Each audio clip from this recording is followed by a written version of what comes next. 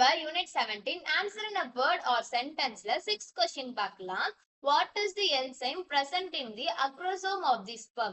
So இந்த கொஸ்டின்ல அவங்க என்ன கேக்குறாங்க அப்படின்னா, இப்போ ஸ்பெர்மோட அக்ரோசோம்ல இருக்கிற அந்த என்சைம் என்ன அப்படின்றத அவங்க கேக்குறாங்க.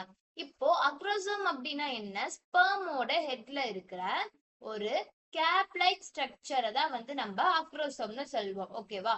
சோ அந்த அக்ரோசம்குள்ளதான் வந்து இந்த ஹைலரோனிடேஸ்ன்ற ஒரு என்சைம் இருக்கு. ஓகேவா? இந்த என்சைம் என்ன பண்ணுன்னு கேட்டீங்கன்னா, ஓவமோட அவுட்டர் கவரிங்க்கு டிசால்வ் பண்ணி ஸ்பெர்ம ஓவியம்குள்ள என்டர் ஆக ஹெல்ப் பண்ணும். அதனால அக்ரோசோம்ல இருக்கிற என்சைம் என்னன்னு கேட்டாங்கன்னா, இந்த ஹைலரோனிடேஸ் தான் வந்து இதோட ஆன்சர்.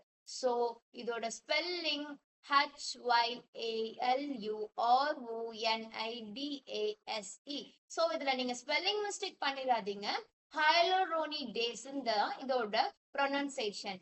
ஃபைன். இப்போ நம்ம ஒரு குயிக் ரீகால். அவங்க என்ன கேட்டிருந்தாங்கன்னா, இப்போ ஸ்பெர்மோட அக்ரோசோம்ல இருக்கிற என்சைம் என்ன அப்படின்றத அவங்க கேட்டிருந்தாங்க. சோ அதோட ஆன்சர் ஹைலரோனிடேஸ். ஃபைன். தேங்க்யூ.